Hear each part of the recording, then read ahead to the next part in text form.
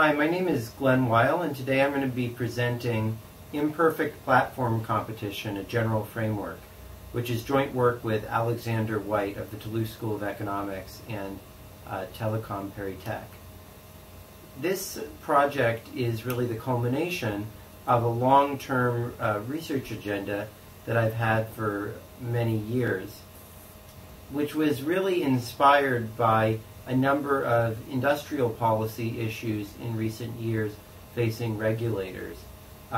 Issues like network neutrality, the regulation of credit cards, operating systems, tying, mergers type issues, and a number of issues related to the decline of the American newspaper industry.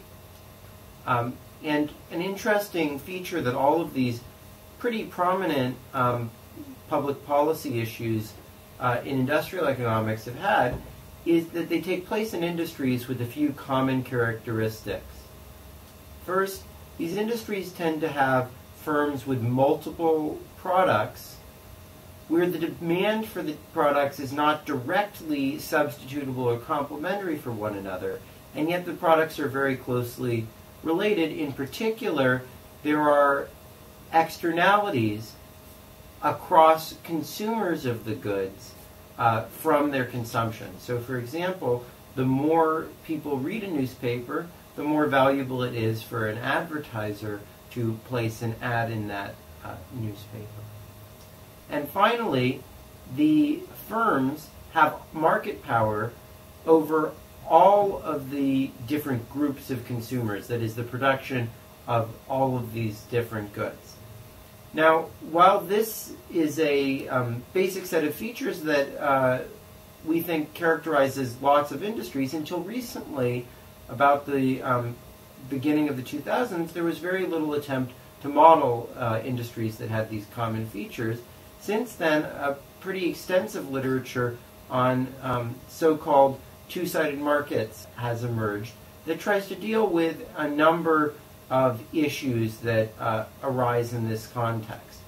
In particular, there are real problems in this type of industry, even thinking about what the demand that consumers have for the products is, even given a set of prices. Because whether I want to carry my credit card depends on how many merchants I expect to be accepting that credit card. And therefore, even given a set of prices, consumers are playing a sort of coordination game with one another. And it's only the equilibrium of that game that determines the demand for the products. Second, another fundamental problem is that very often in these types of markets, the prices charged to different participants depend on the number of consumers on the other side of the market. So, for example, there's often advertising rates that are paid depending on the number of consumers that click on the ad. And Mark Armstrong famously pointed out that when firms use pricing strategies like this, the details of how they allow prices on one side of the market to depend on the participation of consumers on the other side of the market can have big effects on the optimal behavior by firms. And this has made it very difficult to define any sort of sensible notion of a competitive equilibrium or oligopolistic equilibrium in this context. Third, because of these general theoretical problems, almost all of the modeling has focused on very specific examples that are not really terribly empirically relevant. And so there's a big issue of even what's kind of a reasonable, general, tractable model of these types of industries, say analogous to the general discrete choice model with Bertrand competition that's typically applied in studies of industries without consumption externalities. So today we're going to propose a general model of competition between multi-sided platforms, and with the goal of trying to have a pretty general framework to try to address some of these policy questions that I mentioned earlier especially to incorporate empirical data about these industries into the analysis of such policy questions. And we're going to do it by proposing a solution concept that, because it addresses some of these issues about consumer coordination and about Armstrong's pricing paradox, will allow us to analyze fairly general models of consumer preferences and behavior by firms. So what I'll do today is I'll start by discussing what we think are some of the weaknesses in the literature as it currently exists, and use that to motivate a model of fairly general preferences in multi-sided platforms. We'll then discuss an approach, what we call the allocation approach, which simplifies the analysis of these types of industries, and use a notion of insulated equilibrium to operationalize the basic idea of the allocation approach, and then derive from that notion some first-order conditions describing equilibrium.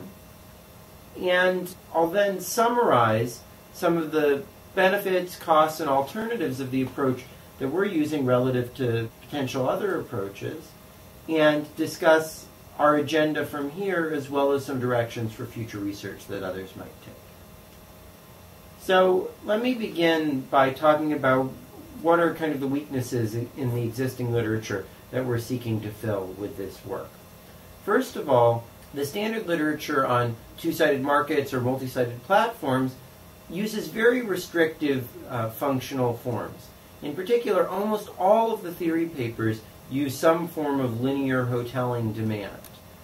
And this is problematic for a number of reasons, both because it's very restrictive, but also because linear demand is inherently problematic. As I point out in a joint paper with Sonia Jaffe, linear demand is actually inconsistent with discrete choice, and given that that seems like a reasonable way to think about what's going on in these types of industries, it seems problematic to use linear demand.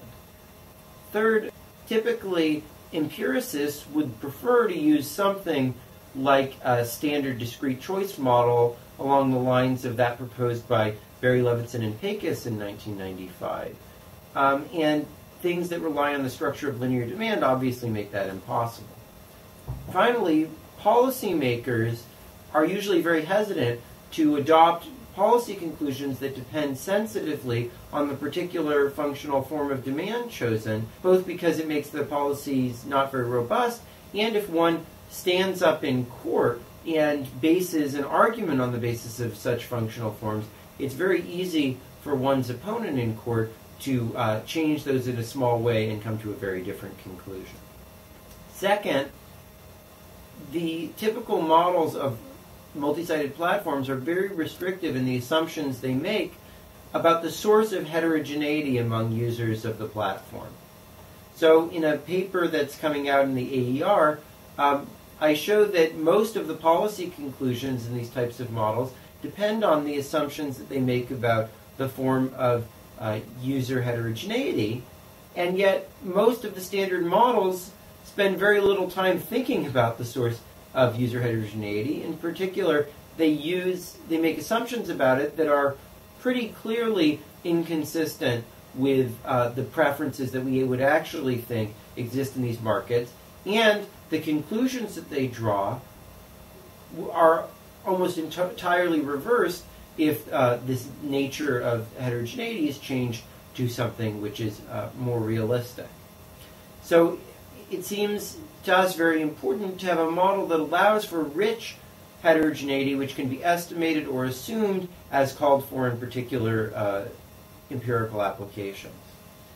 Third, the standard models of multi-sided platforms tend to make very restrictive assumptions about the number and symmetry of firms in an industry. First of all, almost all models of competition have just two firms, and most industries of interest have more than two firms. Second, most firms in most industries are not identical to one another, and yet almost all these models rely on symmetry for their solutions. Finally, these models tend to impose very strong restrictions on the patterns of consumption among consumers. In particular, consumers are almost always assumed to either only participate on one platform or to find the two platforms to be completely independent for them. That is, if they find it attractive to purchase from one platform, they'll also find it attractive to purchase from the other. In reality, consumers often participate on more than one platform, but the platforms are often, at least to some extent, substitutes for one another. They might even be complements. And we'd like to have a model that allows for a richer range of consumption behavior than simple, unitary discrete choice or complete lack of competition between the two products. A further problem with the standard literature on two-sided markets is that even when it makes all these very strong and restrictive assumptions about the nature of consumer demand and behavior, it still has a really significant problem coming up with any sharp prediction about what's likely to occur for two reasons. First of all, the demand that consumers express for products depends crucially on the number of other consumers that participate in the system, and therefore, even given any set of prices, the number of consumers who participate on the platform is a product of some equilibrium among the consumers, which may not be uniquely defined. And even if one uses some sort of a refinement to reduce these equilibria down to a single equilibrium, typically different refinements give different answers, and this leaves the investigator a bit adrift. And furthermore, almost all these refinements depend on some notion of coordination among an infinite number of agents, which seems a bit far to go. Even if we can narrow to a single equilibrium, furthermore, any effect of changes in the firm's behavior on prices is determined by some fixed point of the consumer behavior, which makes it quite difficult to figure out what anyone in the system's incentives are. Thus, it's pretty difficult to even figure out what firms' profits are as a function of their pricing, much less to actually solve out for any sort of equilibrium or make predictions about how the firms are likely to behave. Second, even if the consumer equilibrium was fixed, the firm's optimal strategy in these types of industries depend crucially on how other firms' prices depend on the number of consumers they have. So, for example, suppose that I were Visa and I were to charge a flat fee every year for merchants to accept my cards. That would give MasterCard a huge incentive to try to attract more consumers to use MasterCard, because it wouldn't be worthwhile to my merchants to accept my card if I had very few consumers and they still had to pay that fixed fee. So it'll give a big competitive advantage to MasterCard if I'm charging a fixed fee to attract consumers. On the other hand, if I'm charging a fee per every time that a card is accepted at your store, then MasterCard's incentive to attract my consumers in order to steal away my merchants is greatly reduced.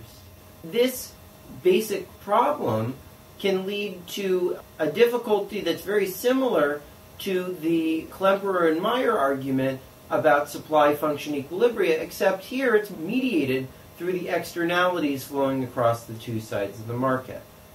That is, prices on each side of the market, each firm takes the other firm's pricing functions as given, but those are functions of the number of people on the other side of the market.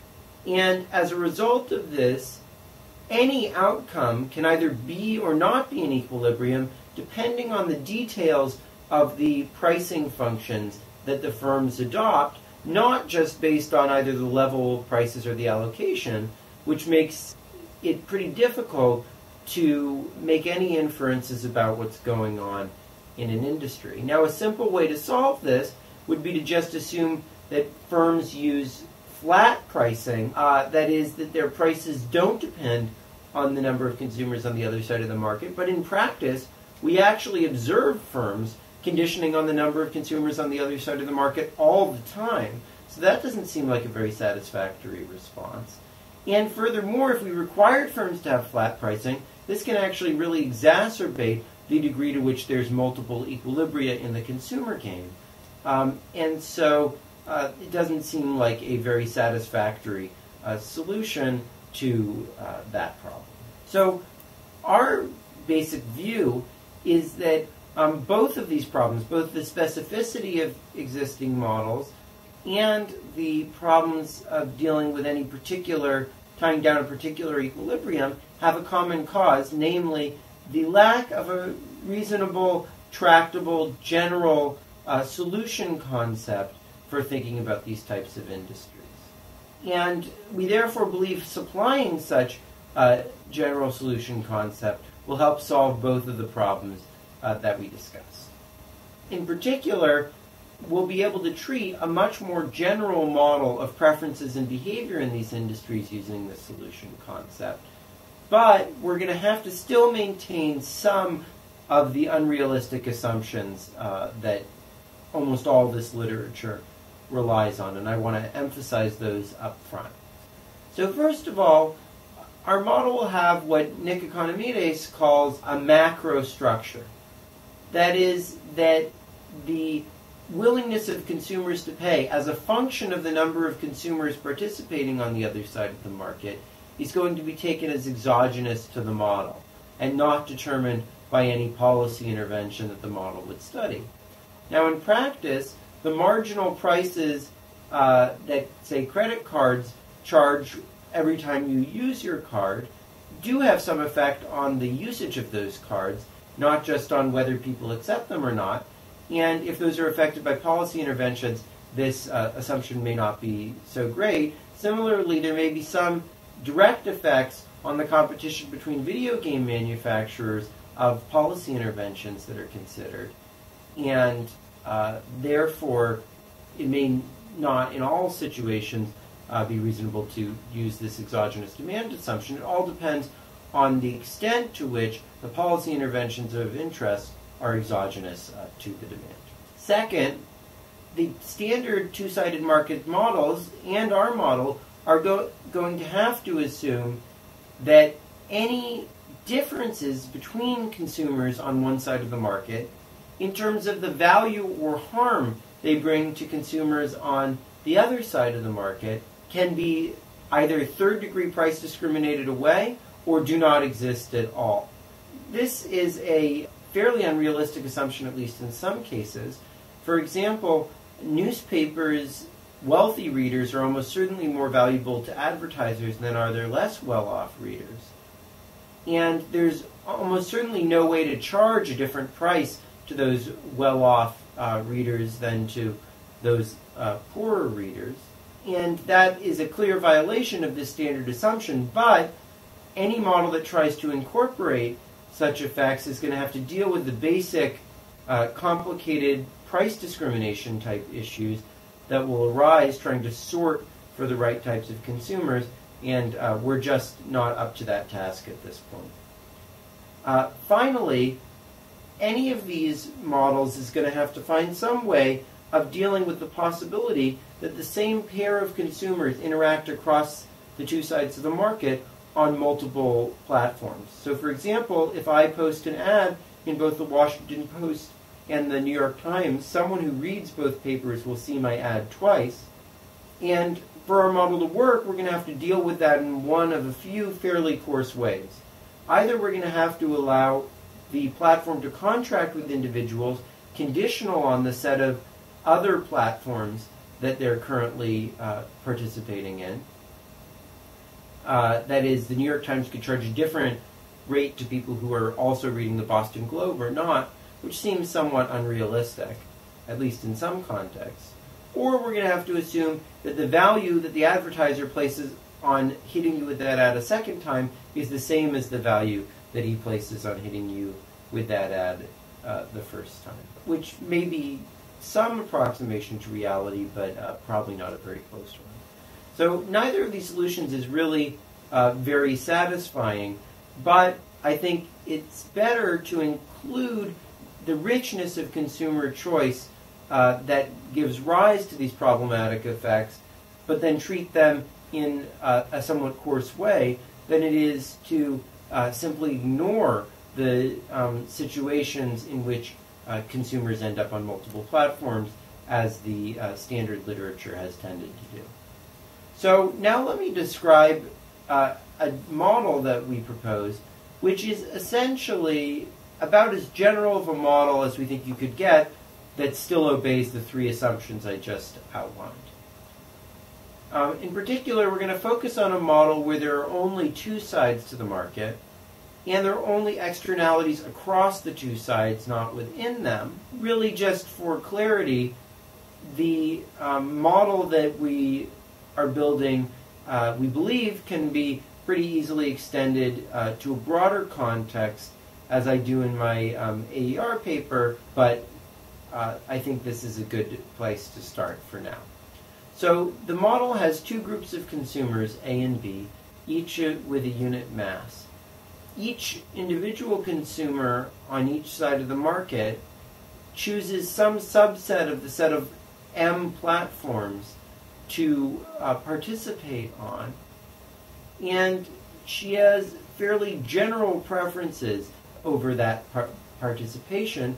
In particular, her value for participating on a platform, her value for participating on a subset of platforms MSI as a function of the number of people on the other side of the market on all platforms. This bolded N negative S represents the vector of masses of people participating on other sides, can essentially be an arbitrary function both of the number of people on the other side and her type, except that the price for which she pays for participating is just subtracted off of her utility. That is, her utility is quasi-linear in money, as is standard in industrial organization.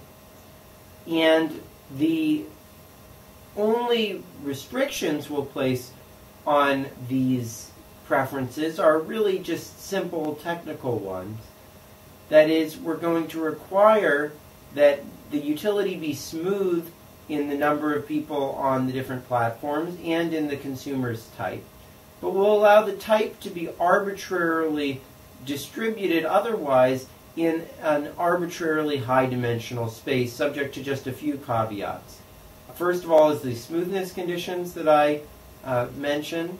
Second is that there be no mass of consumers at any point, and that every profile of utilities, given any vector of participation rates on the other side, are realized by some consumer in type in the support of the distribution of consumer types. That is, any set of preferences at any point has at least some very, very small set of consumers who express that preference.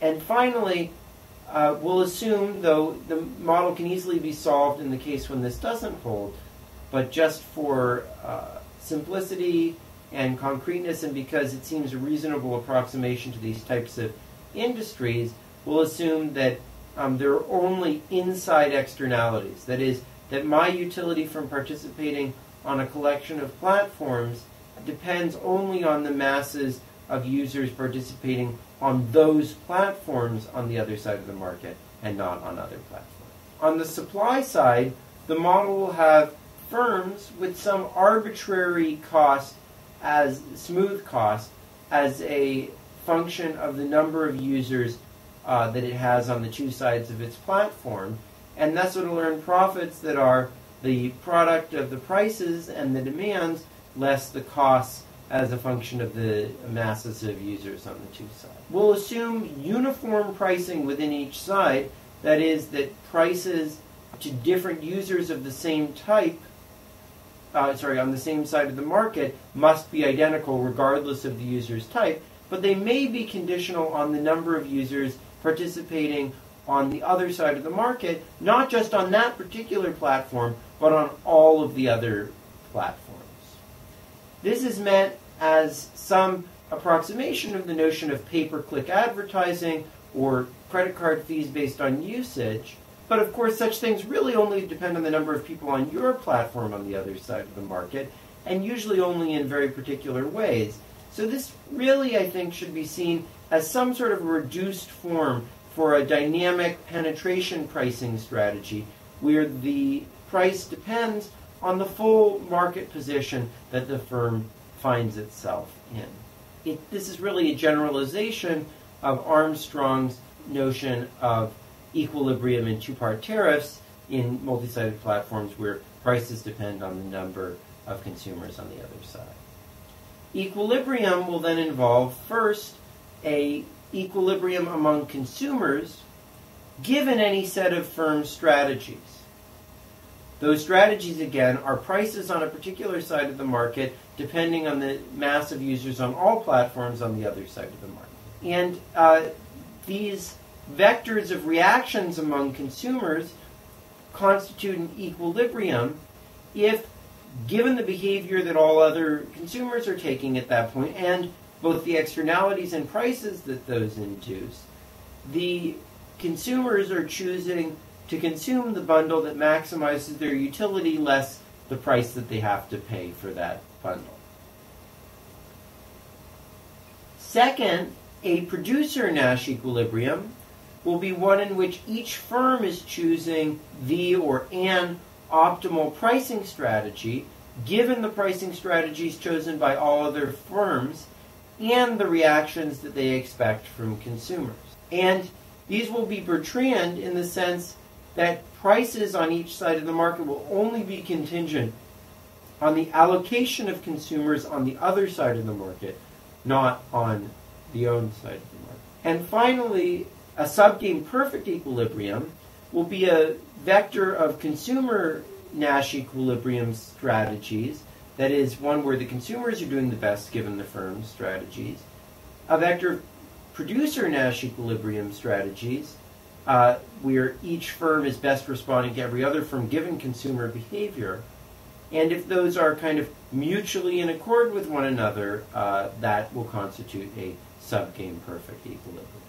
Now, I want to return to the problems that we pointed out earlier in trying to tie down any one of these equilibria. And the first one I'm going to try to deal with is the problem of consumer Nash equilibrium. So the basic issue here is that given a particular set of prices, there may well be different consumer Nash equilibria. That is, imagine that we all care about how many people are attending a restaurant. We'd all like to go to a restaurant that's more popular. There can be states for a given set of prices where either no consumers or very many consumers show up. But there is always going to be a unique set of equilibrium prices given an allocation, that is the number of people showing up. At least in the case of monopoly, as I show in my AER paper. So the reason is that the number of people I have on the other side of the market ties down the utility of every consumer on this side of the market. It therefore ties down a full distribution of consumers' willingness to pay, and then the number of consumers that participate on this side of the market will therefore define a price. It will be the willingness to pay of the marginal consumer given that the number of consumers are participating on this side of the market is defined by the allocation. And this really just follows from the fact that once the distribution of consumer willingness to pay is tied down, all there is a standard downward sloping inverse demand, which gives a unique price as a function of the number of people on that side of the market. And this provides a sense in which the multiplicity of equilibria is kind of inessential. if we were able to think of firms as choosing their allocation rather than choosing their prices, we wouldn't have to worry about the existence of multiple equilibria. This basic idea that thinking about quantities is simpler than thinking about prices really dates to Meyerson's work on optimal auctions. He realized that directly comparing two different auction formats with different pricing rules can be very complicated. But if one thinks just about how often to allocate a good to different people, that will induce a unique set of prices, and that's a much simpler problem to analyze. Now, in most of the two-sided markets literature, there's been a focus instead on the pricing problem, which is much more complicated because it has all these multiplicity issues. The one exception to that is Anderson and Coate in the literature following on them, which assumes that the number of advertisers can be directly chosen. But perhaps the reason why there's been a hesitance to think about the allocation approach has been because there's an assumption typically that competition is Nash and prices, and it's typically assumed that that means that one needs to think about firms as choosing their prices. But in fact, even if firms are competing in prices, one can think about them as choosing their quantities, as we'll show in a minute. So a natural question is how this notion of an allocation implying a unique price extends to the oligopoly context. And the issue there is that there's two related but different notions of an allocation in the context of oligopoly. So one is the course allocation, that is the number of users participating on each platform. A second is a fine allocation. This is the number of users choosing any particular bundle. And the fine allocation includes information the course allocation doesn't. Consider a case in which the New York Times and the Boston Globe are the only two newspapers. Either 50% of people reading the Boston Globe only and the other 50% of people reading the New York Times only, or 50% of people reading both papers and half of the people reading neither paper. Both of those would give rise to the course allocation that 50% of people read the New York Times, 50% read the Boston Globe. But those two things are clearly very different fine allocations, very different fractions of people consuming each bundle. And a natural question is which one of these is going to imply a unique set of prices. We currently have a proof that a fine allocation implies a unique set of prices, but we think we have an idea of why a course allocation would. So let me go through each of those in turn. So if we think about the fine allocation, well, again, the fine allocation on one side of the market implies a course allocation on that side. That ties down the vector of externalities from participating on the different platforms and therefore reduces everything to just a distribution of willingness to pay for different bundles. And the bundles are, of course, for consumers, gross substitutes because there's only one bundle any consumer can choose. And thus, raising the price of any bundle will always cause a net substitution away from that bundle. And therefore, any fine allocation must imply a unique vector of prices for each bundle, which corresponds to a vector of prices for each platform. And the reason is that when you have gross substitutes between different commodities, if there are any two price vectors, the commodities whose prices have on net gone up must have smaller consumption. Those that have prices that have gone down must have larger consumption. And therefore, there's no way that two different vectors of prices can correspond to the same allocation. A simpler and I think slicker argument, and one that applies to the course allocation, is that because consumers in this context have quasi-linear utility, they can be aggregated into a single representative consumer. And that consumer's marginal utility from consuming a little bit more of each of the platforms must be exactly the set of prices out there, because otherwise the representative consumer would demand more at those prices, and they would not be the prices corresponding to that equilibrium. And because that consumer generically has some marginal utility of consumption, there must always be a unique set of prices corresponding to a particular course allocation. Now, what this says is that even in the context of oligopoly, any particular allocation corresponds to a unique set of prices.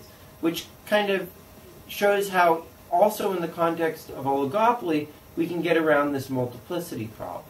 However, if there has to be some way for the firms to actually implement the allocation that they desire, or that's conjectured to be in equilibrium uniquely. So let me start by talking about the problems associated with that in the context of monopoly. The basic issue there is that even if firms would like to implement a particular allocation, there may be no set of prices that guarantee that that's the only allocation that will arise. And it might seem like the approach that I proposed for the monopoly problem in my AER paper allows firms to select the equilibrium that they want. But actually, you don't need to think about it that way. Instead, because firms are able to condition their price on the number of consumers on the other side of the market, they can choose prices which ensure that the number of people on this side of the market is invariant to the number of people on the other side. In particular, they can choose a price conditional on the number of people on the other side of the market, which is exactly that necessary to induce the number of people they want on this side of the market as a function of the number of people on the other side of the market. This must give the unique equilibrium as the allocation that the firm is trying to achieve on the two sides of the market, because regardless of the number of people on the other side, any equilibrium must have the number of people that the firm wants on this side of the market. This insulating tariff, as we call it, must always give a unique equilibrium of the allocation that the firm desires on the two sides of the market, because any equilibrium on one side of the market must have the number of consumers the firm wants, regardless of the number of people showing up on the other side of the market. So the only equilibrium can arise is one where consumers on both sides of the market are the number that the firm desires. And there's a few things to be kept in mind about this insulating tariff. It's not the same as Dybvig and Spat's 1983 notion that when there are network effects, a firm can just insure its consumers against the effect of a change in the number of consumers. If all consumers had the same value for the network effect, this would be the same. For example, Armstrong in 2006 proposed a model where all consumers were homogeneous in terms of how much they valued consumers on the other side of the market. In this case, it would literally be Dybvig and Spat's insurance scheme. But in the case when consumers are heterogeneous, it actually involves only insulating the marginal consumer. If different consumers have different values for using the platform, it's not feasible to insulate all of the consumers. For example, in Roche and Troll 2003's model, every consumer's utility is proportional to the number of people on the other side of the market, but they differ in the constant of proportionality. And therefore, the insulating tariff in that context will involve insulating the consumer who's just on the margin, because that consumer is the one that's indifferent between participating and not, and charging a price that insulating them involves charging a price that's proportional to the number of users on the other side of the market. This makes the optimal decision of consumers about whether to participate or not independent of the number of people on the other side of the market, though it doesn't leave their utility invariant to the number of people on the other side. In general, it involves compensating the average marginal user on one side of the market for a change in the number of consumers on the other side, or equivalently, compensating the representative consumer on one side of the market for a change in the number of consumers on the other side.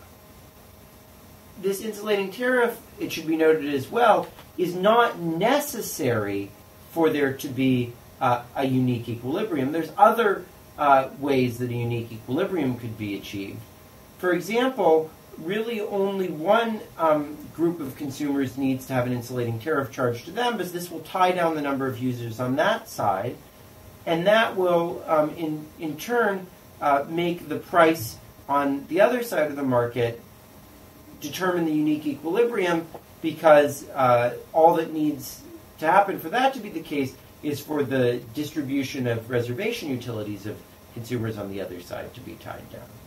In general, if there were more than two sides of the market, we believe that, though I haven't shown yet, that insulating enough, if we draw each side of the market as a node in a graph and draw a link between any two sides of the market that care about one another, from a utility perspective, if we then cross off any link which is insulated against, then all that's really necessary is that the resulting graph be acyclic in order to ensure uniqueness. And you don't even need full insulation necessarily. Some insulation may be necessary. So in the monopoly case, that just reinforces the argument that there's lots of ways for firms to choose the allocation that they want. There's lots of different pricing strategies that could get them uniquely there. But in the context of oligopoly, we're really going to focus on this notion of an insulating tariff. So it may be somewhat concerning that there's other strategies a firm could follow to uniquely implement the allocation that it desires. Now, this notion of an insulating tariff is quite clear under the case of monopoly, and it's clearly unique. It's really just defined by the price that I need in order to get the allocation I want on this side as a function of the number of people on the other side. A similar argument can be extended to the residual demand of a firm in an oligopoly. That is, we can think of a firm having a residual insulating tariff. That is, once we've fixed the strategies of all other firms in the industry, then both the prices and externalities facing my consumers on one side of the market, as a function of the full allocation on the other side of the market, are all tied down. And therefore, that defines a residual inverse demand system analogous to that in a monopoly. And there's some insulating tariff along that residual inverse demand system. And this is what we call the residual insulating tariff.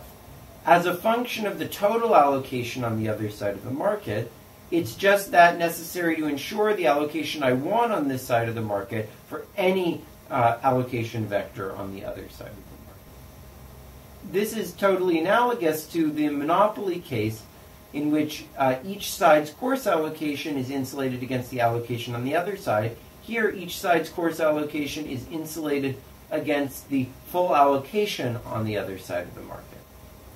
Now, while we think firms might have some incentives to charge this sort of a tariff, some cautions are in mind. Again, it's not the only way to implement the desired allocation uniquely. Nor is it completely clear that firms will always want to implement their desired allocation uniquely. They might be interested in using whether consumers coordinate or not as a way to screen whether this is a profitable demand state to participate in or not. And of course, this is only one of many best responses that firms could use, but nonetheless, we think, as we'll discuss later, that it might be a reasonable approximation to the sort of behavior we would expect firms to have in these types of industries. Anchored at any particular reference course allocation, that is, a course allocation for all firms on the two sides of the market, there is going to be a system of tariffs which we're going to call the insulating tariff system. This is one arising from all firms charging insulating tariffs to consumers on each side, given that other firms are choosing insulating tariffs.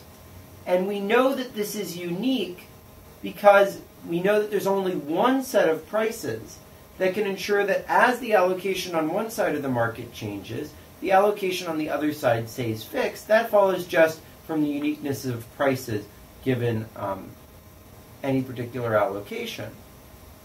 And this allows us to define the notion of insulated equilibrium. In particular, an insulated equilibrium is a subgame perfect Nash equilibrium where the firm's strategies form an insulating tariff system anchored at the course allocation associated with this equilibrium. And because the insulating tariff system is uniquely defined at that course allocation, this is going to define a shape for the residual inverse demand functions facing each firm, and therefore tie down a uniquely optimal course allocation for each firm on the two sides of the market. That is a unique first-order condition, and thus every course allocation will either be in equilibrium or not be in equilibrium, depending on whether these well-defined first-order conditions are or not satisfied at that allocation. This totally overcomes the Armstrong problem. Every allocation and the associated prices are either in equilibrium or are not. There's no issue of multiplicity among consumers whatsoever. And it eliminates the Armstrong problem because every firm has a unique first-order condition. So we're back, in some sense, to standard static I.O., in particular, given that we assume that we're observing an insulated equilibrium. If we've measured the demand system and see the allocation or the prices, this will uniquely identify firms' marginal cost because we know their first-order conditions and can just back out what the marginal cost can be. Again, we're back in the happy world of standard static I.O. There still may be multiple equilibria, but there's not the really terrible multiplicity problems arising from the Armstrong or consumer coordination. And in fact, we can just go ahead and calculate what the insulating tariff system is in this context. Really, only its local shape are relevant to first-order conditions.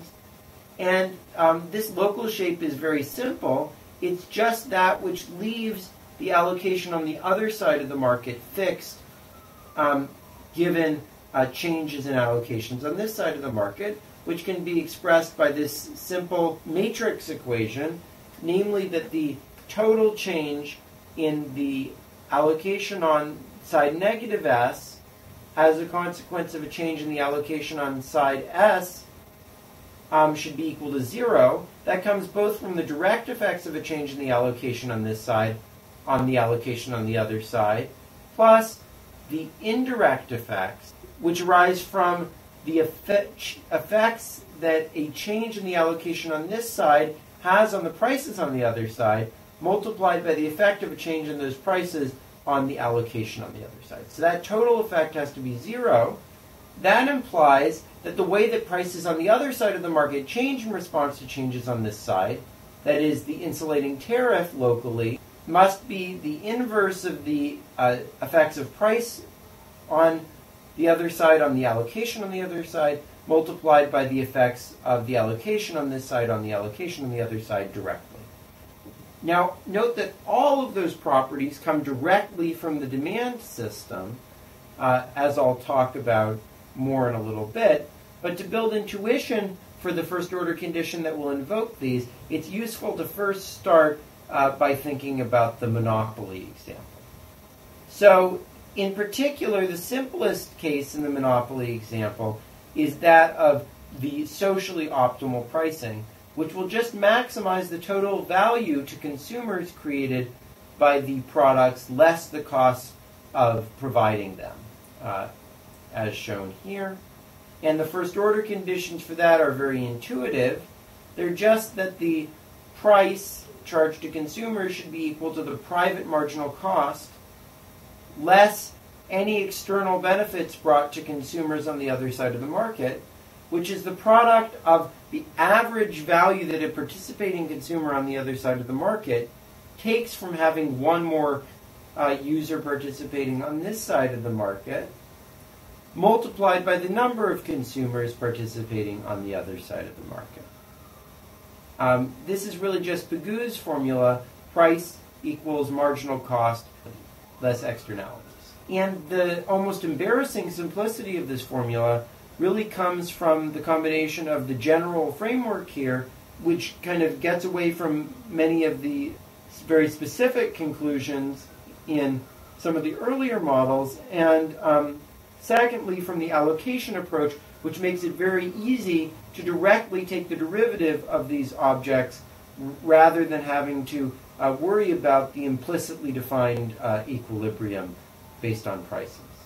Now, a monopoly firm, of course, will not have an incentive to prices as socially optimal because they're not able to internalize the preferences of all consumers because they can't perfectly price discriminate. Instead, they'll just have to set their marginal revenues equal to their marginal cost, as they do by this equation. That is, they'll set their classic marginal revenue, that's price less the inverse hazard rate of demand, equal to marginal cost, except there's this additional term of the marginal revenue they get on the other side of the market from charging an extra dollar, from having one more consumer on this side of the market,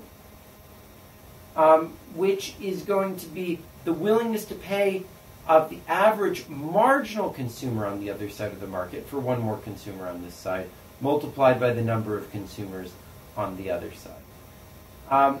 And this monopoly power induces two distortions from the firm's inability to price discriminate. First of all, there's the classic Cournot market power distortion, namely that prices will tend to be above cost by the difference between price and marginal revenue, the inverse hazard rate, because in order to have more consumers, the firm is going to have to lower its price to all its inframarginal consumers. Second, there is a distortion that was first pointed out by Michael Spence, which is that rather than internalizing the value that the product brings to the average consumers on the other side of the market, the firm only internalizes the preferences that value it brings to the average marginal consumer on the other side of the market.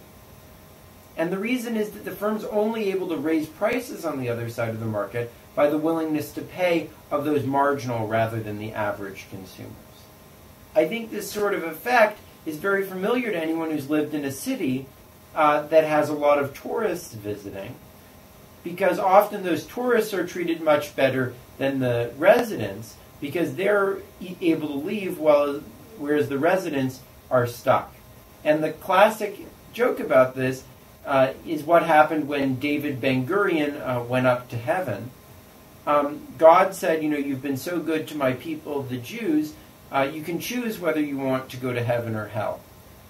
So Ben-Gurion asked God whether he could look at the two places before deciding. So first he goes down to hell, and they're all partying. There's lots of beautiful women. It's a really rocking good time. It's something like the Berlusconi administration. And then Ben-Gurion goes up to heaven, and they're talking about multi-sided platforms and the future of the state of Israel and economic theory and so forth. Now it's like the Obama administration. And he decides, well, I've lived such a sober life, I deserve some fun in the afterlife, let me go down to hell.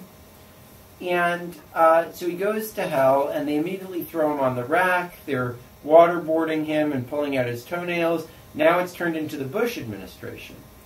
And so he says to Lucifer, what gives? I was having such a good time here, 10 minutes ago. And he says, well, then you were a tourist. So that's basically the Spence distortion. And I think it's more important in many ways in multi-sided platforms than it is in the standard quality choosing context that Spence considered, because in most quality producing monopoly contexts, firms offer many different products of different qualities. In that case, distortions are much more like those in the Musa and Rosen model rather than in Spence's model. Whereas in multi-sided platforms, you very rarely observe different tiers of American Express cards which allow you to use your card at different levels of different numbers of stores, and therefore I think it's really reasonable to think of the firm as having a single number of consumers on the other side of the market. Now, this distortion can, of course, go in both directions, you might think that the inframarginal users of American Express, the ones who really prefer to use their American Express rather than another card, will care a lot about merchants accepting that card. And therefore, there will tend to be a very big upward expense distortion. That is, there will be many too few merchants accepting cards because American Express won't have enough incentive to go out and recruit merchants because they don't internalize the full value to those inframarginal card holders of having more merchants accept the card. On the other hand, in the newspaper example, inframarginal readers of the New York Times, people probably like me and maybe some of the listeners of this presentation, probably dislike advertisements more than marginal readers who don't really care whether they're reading the New York Times or, the Daily News or something like that. And therefore, there may actually be too many ads because the newspaper fails to internalize the distaste for advertising that its inframarginal readers have. Now, the key difference between these two cases is the source of user heterogeneity. In the case of credit cards, users are really heterogeneous in terms of how much they value the card for every merchant that accepts the card. Whereas in the newspaper case, consumers are mostly heterogeneous in terms of how much they value the newspaper itself, not the advertisements in it. And that just happens to be correlated with how much they dislike the advertisements. And this is why it's so important to have a general setting for user heterogeneity, because we know that the distortions that will be assumed to exist in these models will depend crucially on the nature of that heterogeneity among consumers. Now, using almost exactly the same logic as to derive the monopoly first-order condition, we can derive the first-order condition at insulated equilibrium. In particular, price is equal to marginal cost plus the standard Cournot distortion less the amount that my price on the other side of the market increases from an increase in the number of consumers on this side of the market multiplied by the number of consumers that are in fact on the other side of the market. And that comes out to the following somewhat messy expression, which I'm going to try to convince you is actually not nearly as messy and is actually, as it looks, and is actually quite similar to the expression in the case of monopoly. In particular, this term here is the one that's analogous to the marginal value to marginal users on the other side of the market of having one more user on this side of the market. And the reason why it's analogous to that can be seen by looking at the entries of these matrices here. In particular, the derivative of the number of people on the other side of the market with respect to prices on that side of the market is a matrix that has diagonal entries, which are just the mass of users who are on the margin, who are indifferent between consuming bundles including good I and consuming bundles not including good I.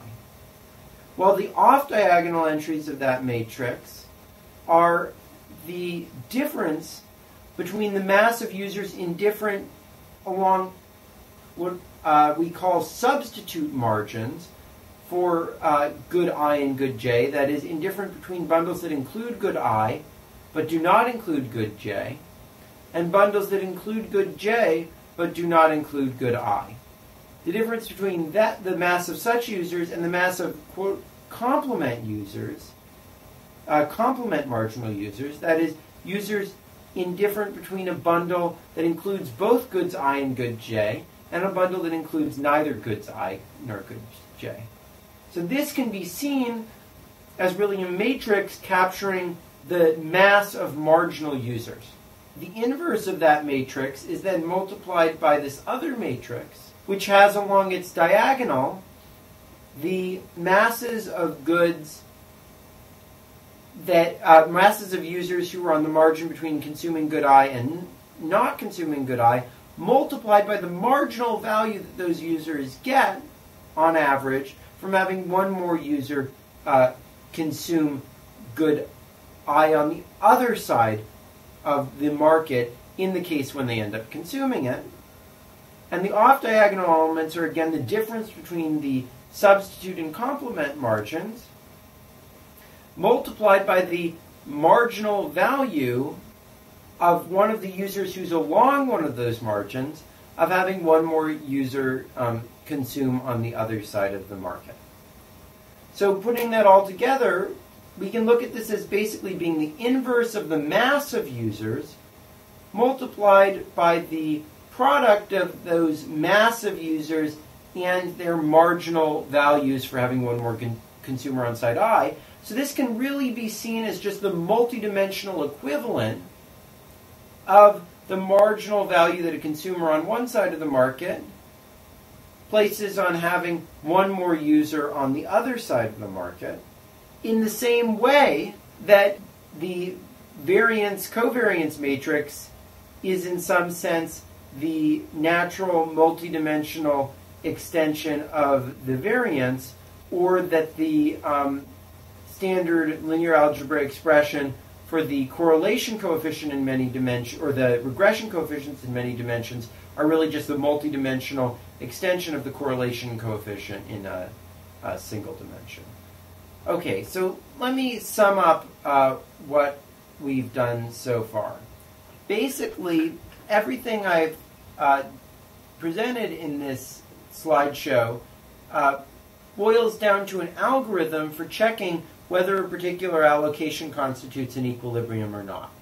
Basically, we start with a measured demand system or an assumed demand system and an allocation.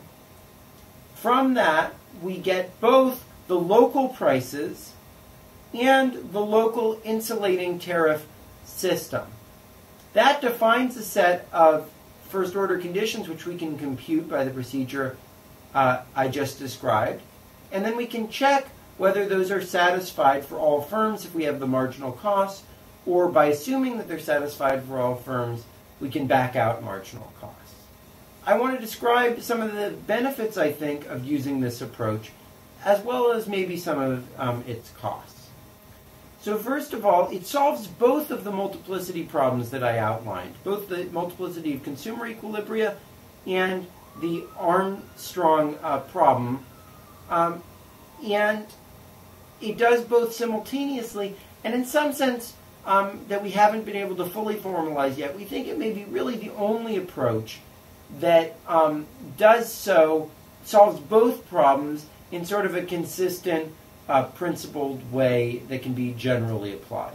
Second, we think it should be fairly easy to compute, basically because computing the first-order conditions really, in this case, only requires inverting some matrix, all of whose entries are based on calculations that would have to be done to compute the first-order conditions in any standard static I/O model. They're basically just elasticities, or the averages of certain consumer characteristics along some plane that determines which consumers are marginal. We think this should make things much easier than computing some complicated fixed point of consumer equilibrium in order to try to figure out any first-order condition. Second, while we certainly don't think that these are exactly the pricing policies that firms would charge, that they're only a reduced form for some dynamic process, and that they are certainly not, the uniquely optimal things that a firm would choose. Nonetheless, we think that they adapt to the market conditions in a way that is simple from a modeling perspective, but is pretty natural in these contexts. We would think that, if the number of consumers that a firm has on one side of the market changes radically when the number of consumers on another platform or their own platform changes, those are exactly the sort of times when, to avoid coordination failures, the firm is going to tend to pretty substantially compensate the consumers on the other side of the market, maybe in a dynamic sense, to make sure that there's no coordination failure. Well, this is not exactly the way that firms might do it. It is a generally applicable, sort of principled, simple to model way that I think captures the basic dynamics. Now, it would be interesting to know if, in the context of a dynamic model, firms would actually have an incentive to do this. But of course, that would require a dynamic model beyond the scope of this paper, but I think is a really interesting problem to think about for future research. And in particular, some of the things Luis Cabral has been doing recently might be very relevant. Now, some natural alternatives to the approach we've taken include some sort of consistent conjecture solution concept in this context. Mainly, this would be attractive because it would tend to have a lower identification burden for reasons that I've pointed out in another paper, Slutsky meets Marshak, recently, and that harken back to the work of Baker and Bresnahan in the 1980s. But this notion seems difficult to work out at a theoretical level in such a complicated context, and it's proved pretty unpopular in the I/O community for reasons that I don't necessarily entirely agree with, but have proved very persuasive in recent years. Second, it would be pretty trivial to consider a Cournot version of the model we've considered, a differentiated products Cournot. But again, this seems to be pretty unpopular for reasons that I don't fully understand in the I/O community in recent years. Now, let me wrap up by describing what we're working on right now to try to finish this paper. Really, what I presented so far is really only the beginning of the paper. We've got lots of other parts we want to put in. In particular, we'd like to understand better these first-order conditions we've described. In particular, when does competition bring at least the first-order conditions closer to something like the first best, which one might think that it would, because first of all, we know that competition tends to reduce the market power distortions, but also in this context, we might think that as long as whether consumers are inframarginal to the industry as a whole is not too correlated to whether they're inframarginal to one platform versus another, as platforms are forced to compete more intensely for those consumers who are just marginal between their two platforms, one might think that they would tend to internalize the preferences of the average consumer more closely rather than the marginal consumers, as in the Spence distortion. We'd also like, from these first-order conditions, to show how our model simplifies to the special cases proposed by Armstrong and Roche and Tirole in 2003. Second, we'd like to have a better grasp on the second-order stability, existence, and uniqueness conditions for insulated equilibrium, which we have yet to really derive. So that's another major priority for us. Third, we'd like to generalize the approach we've taken to allow for more than two sides of the market, to deal with some of these other potential approaches to multi-homing, not just assuming that consumers have the same value for multiple transactions, but allowing for bundle contingent contracting, as well as allowing for within-site externalities, which is somewhat of a challenging problem, given that one doesn't want to allow immediately for all supply function equilibria, but does want to allow for conditioning that deals with the externality problem in this context. Fourth, we'd like to extend the work of Frobe et al., Farrell and Shapiro, and my work with Sonia Jaffe recently on the first-order approach to merger analysis to this context, which would allow for the first time for a simple explicit merger standard which would take into account the presence of network externalities in a way that's analogous to the proposals that are currently look likely to be used to write the new merger guidelines. And the real complexity here is that those guidelines leave out consumption externalities, basically leave out the Spence distortion, only considers standard Jevons effects of changes in prices in markets. And it would be great to have a version that allows for these types of consumption externalities. And I think the biggest challenge in doing that is going to be allowing for conduct other than simply Bertrand on the sides of the market, allowing for potentially Cournot or more general conduct, as I do in my paper with Sonia. We'd also like to develop techniques in the context of real demand systems that people tend to use, discrete choice demand systems along the lines of Barry, Levinson, and Pecos, to compute the first order conditions in a reasonable amount of time, as well as drawing on that to estimate and apply parameterized versions of those types of models, as Barry, Levinson, and Pecos do, and to use those to potentially do counterfactual simulations, as well as to take a more non-parametric or first-order approach to identification, figuring out what sort of instruments would be necessary to achieve that. Especially measuring diversion ratios or other quantities which would be needed to actually estimate the first-order approximation to the effect of a merger. Finally, let me conclude by discussing some directions that future research might take. In particular, there are some very natural extensions of the sort of analysis we've been doing, such as endogenizing externalities in ways that are specific to the industry, so as to investigate jointly with the sort of analysis we're doing what the direct effects of policy through the externalities that are caused by policy. Second, it would be great to see a better attempt to deal with the sort of lack of homogeneity among consumers in the value that they bring to other consumers, like the newspaper example that I gave earlier, that rich and poor consumers may be of different value to advertisers, or in the context of the multi-homing issue, that consumers who have already seen an ad may be valuable to a different extent to advertisers than consumers who have not already seen an ad. That's a difficult problem, but we think a really leading one in this literature. Third, it would be great to think about allowing for some amount of pricing by firms that affects the usage, not just participation, decisions of consumers.